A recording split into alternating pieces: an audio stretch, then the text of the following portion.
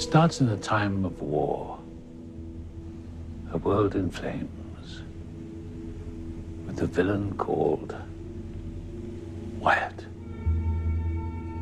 Wyatt? Who's Wyatt? In my previous Westworld video, I discussed several theories that speculate on the intimacy between the arcs of Arnold and Bernard Lowe, based on their similar views towards androids and shared life experiences. Some people even believe that Bernard is a clone of Arnold, something I discussed in my previous video. But new evidence points to a new connection between Arnold and the mysterious Westworld villain Wyatt. Everybody in this show is so goddamn mysterious. Wyatt is the psychopathic Westworld villain who is supposedly the final clue to finding Arnold's maze, and he shares some interesting parallels with an old Greek myth that has inspired artists and storytellers for centuries. The story of Theseus and the Minotaur. Now, for those who are unfamiliar with Greek mythology, the tale of Theseus and the Minotaur follows the journey of a young hero whose mission is to free the kingdom of Crete from the terrorizing half-man, half-bull monstrosity, the Minotaur. Unable to destroy the Minotaur, King Minos traps the bull inside an intricate and inescapable maze, offering his enemies as sacrifices, along with 7 men and women every year from the city of Athens. In the 3rd year of sacrifices, Theseus volunteers to kill the monster in order to end the human sacrifices once and for all. King Minos tells Theseus that even if he kills the monster, he will never find his way out of the maze. He is accompanied by Princess Ariadne, daughter of King Minos, who gives him a seemingly endless thread that allows Theseus to find his way out after he kills the monster.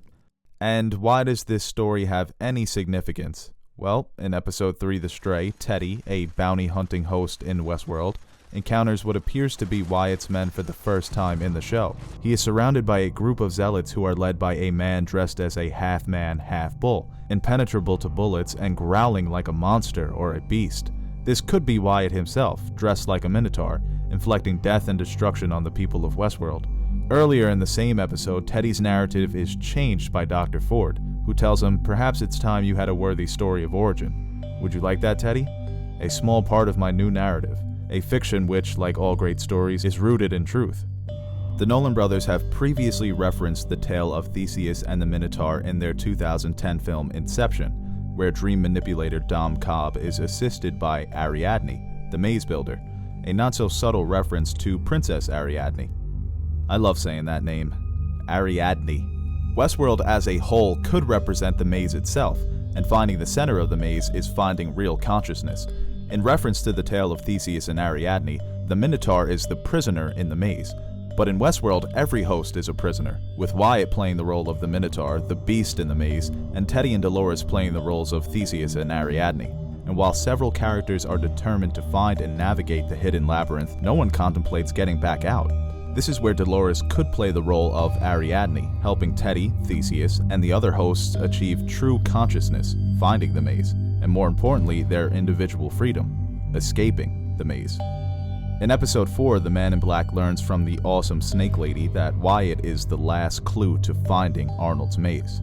I was 7 when they rode into my town, masked men and devil's horns. I had to paint blood over my skin to make sure that they would think I was dead. Every one of them I tracked down. I used their blood to paint my skins. Only one man left, the head of the snake. He has many names. Most know him as Wyatt. Who is Wyatt? Well, Wyatt's sole existence could be a final fuck you from Arnold to Dr. Ford.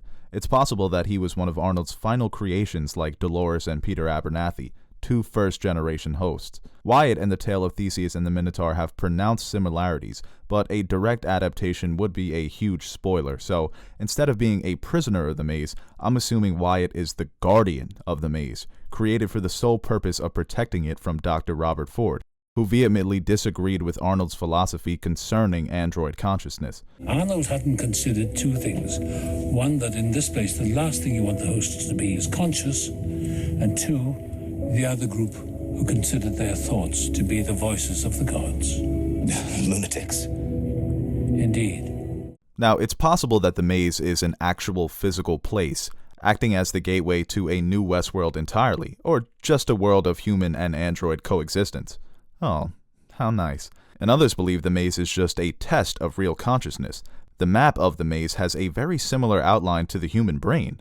Wyatt is referred to as the head of the snake by the Man in Black, a metaphorical representation of the serpent that appears in the Old Testament's book of Genesis, the deceptive creature who promises God's forbidden knowledge, self-consciousness, to Adam and Eve, the blissful hosts.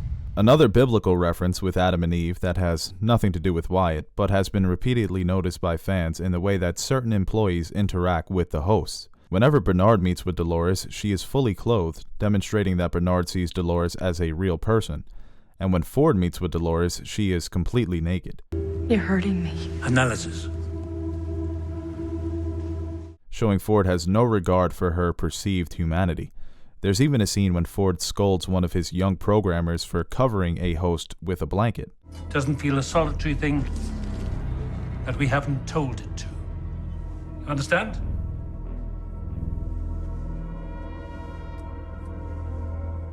Bernard's respect for Dolores and her humanity is another interesting trait he shares with Arnold. Whether the maze actually exists physically or metaphorically, I do believe it is the path to real consciousness. There were a ton of great comments and discussions on my previous Westworld video, one by Zinc Chameleon, who theorizes that the maze is the next step in human evolution, being that evolution has come to a halt in the present timeline. But of course, we've managed to slip evolution's leash now, haven't we? Perhaps Arnold saw the hosts as the next step of evolution, eventually replacing human beings entirely as the dominant species, with his maze acting as a gateway to human consciousness, granting freedom for the hosts and forcing real humans to adapt. Arnold always held a somewhat dim view of people. He preferred the hosts. It's safe to assume that Arnold was a misanthrope who hated humanity. He most likely created the town of Pariah, a violent, realistic section of the park that paints humanity with a foul, broad brush. And though Arnold was more benevolent towards the hosts, Wyatt is a full-fledged psychopath with no regard for human life. This guy just leaves people dismembered, cutting off hands, legs, limbs. He is the living embodiment of Pariah, so it seems unlikely that Arnold would intentionally create him this way. Wyatt seems to be an android that, after being created in the image of Arnold, has a complete understanding of his own existence. Wyatt was a sergeant, went missing while out on some maneuvers, and came back a few weeks later with some pretty strange ideas. And this knowledge has turned him into a madman, fueled by rage and vengeance due to his slavery in Westworld. Teddy says that Wyatt's supporters don't fear death, that they've reckoned they've already died and gone to hell, and this is it. We've seen similar transformations for characters like Dolores and Maeve. We already know that Arnold was the creator of Dolores, and we can assume that he had some sort of connection to Maeve as well, being that she is one of the oldest robots in the park and that she has fully realized her own existence. It's a difficult thing, realizing your entire life is some hideous fiction. It's all a story created by you to keep us here. Dear boys, we're going to have some fun, aren't we?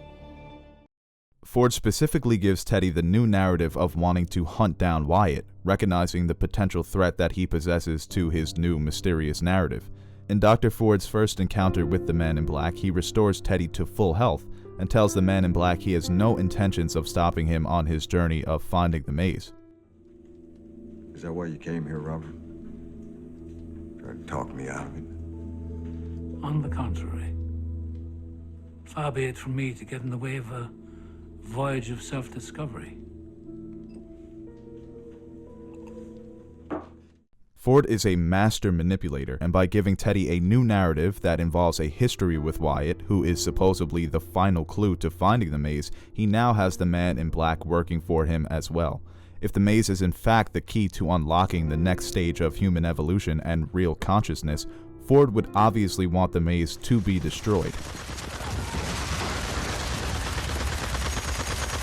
And why would Ford want the maze to be destroyed? Well, he hates androids, he doesn't believe in giving them consciousness, and he probably killed Arnold, with the maze acting as the final trace of his old partner's existence. Look no further than the new narrative he gives Teddy. A story like all good fiction that is rooted in truth. The story of the fallout between Dr. Ford and Arnold. He says it was a time of war, a world in flames.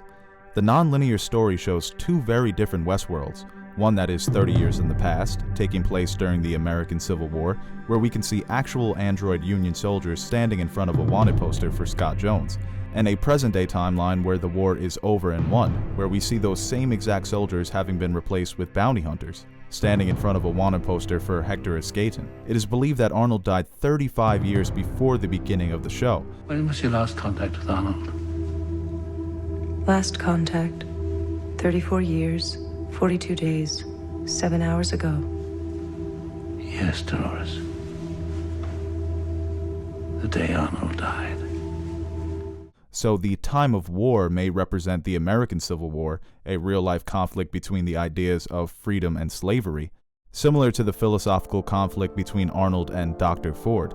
So instead of a war with weapons, it was a war of ideas, and for control of the park, which could be categorized as autonomy versus paternalism. Ford sees the hosts as nothing more than human toys and entertainment, whereas Arnold saw the hosts as potential self-determining entities.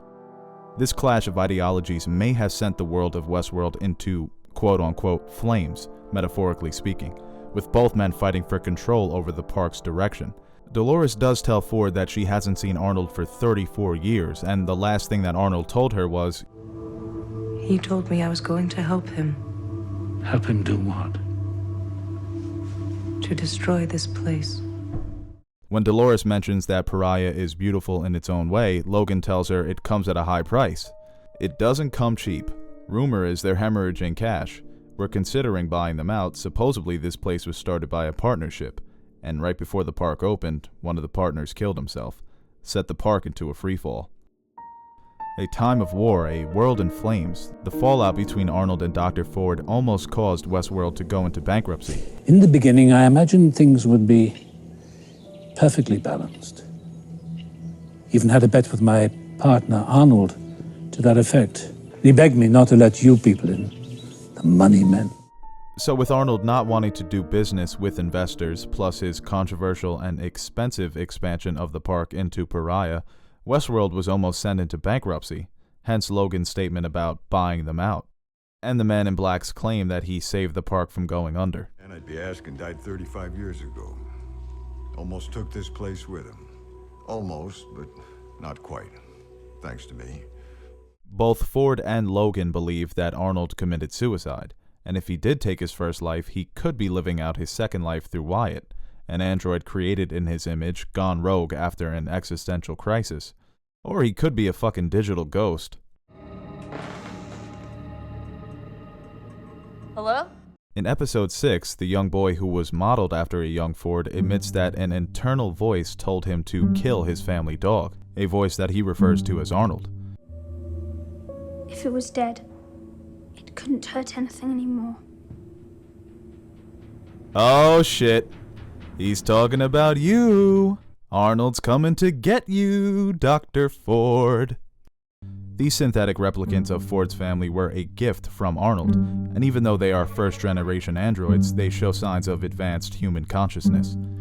God, Ford is such a fucking hypocrite. Oh, Bernard, don't get too attached to the robots because sentimental feelings, but here's my ghost family that I keep unsupervised in the park. Respectfully, sir, this sort of thing troubles me. These android replicants are discovered by Bernard Lowe while investigating the stray android who committed suicide before he could murder Elsie Hughes.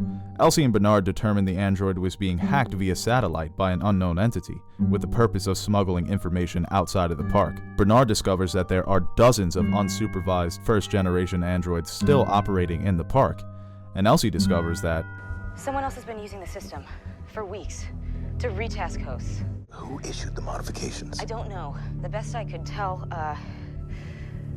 Arnold. He's dead. Yeah, well, he's a pretty fucking prolific coder for a dead guy. Is Arnold still alive? Well, I don't think so. At this point, it's all speculation. Elsie discovers that Teresa Cullen was using the old bicameral control system to reprogram the woodcutter, the host who was on a kamikaze mission of smuggling information outside of the park. Elsie also discovers that Arnold was using the same bicameral system to reprogram the older generation models, changing loops, breaking loops, and giving them commands. Did he somehow manage to store his living conscious inside an android in Westworld? Many people believe this android could be Bernard. Right before Elsie descends to the basement to examine the transmitter, Bernard asks her if she is alone. You alone? Yeah, I'll keep you posted. Elsie, peek. Then at the end of the episode, somebody grabs Elsie before the screen turns black. Did Bernard kidnap her? Is Arnold still alive? Is Arnold still alive in Bernard's android body with his living conscience? My brain fucking hurts. Though it seems that Arnold failed in his initial attempt to destroy Westworld 30 years ago, he has apparently set up several contingency plans by implanting his old code in several first-generation androids, and now he is somehow accessing this code. We know that Delos is trying to smuggle information outside of the park, using Teresa Cullen as their mole. They are trying to paint the androids as unfit and violent in order to wrestle away control from Dr. Ford, so it's possible they are framing Arnold as the culprit of these older generation hacks, knowing that he's dead, in order to fuck with Ford, put him on edge, and force him to relinquish his power. You imagine I've gone mad, do you? Lost my way? We're simply concerned about the extent of the changes you're making. We want to protect your legacy. My legacy? Whether he faked his own death or found a way to preserve his living conscience in an android, Arnold is determined to destroy Westworld and take revenge on Dr. Ford. Well, thank you for watching this video. If you enjoyed it, please like the video and subscribe to our channel. And if you didn't enjoy it, well, just leave negative and mean comments, because I feed off of negative energy. And thank you for all our recent subscribers. That was really unexpected. The comments have been great. The theories are awesome, so keep it coming. And thank God for confusing HBO shows. What would I do without them?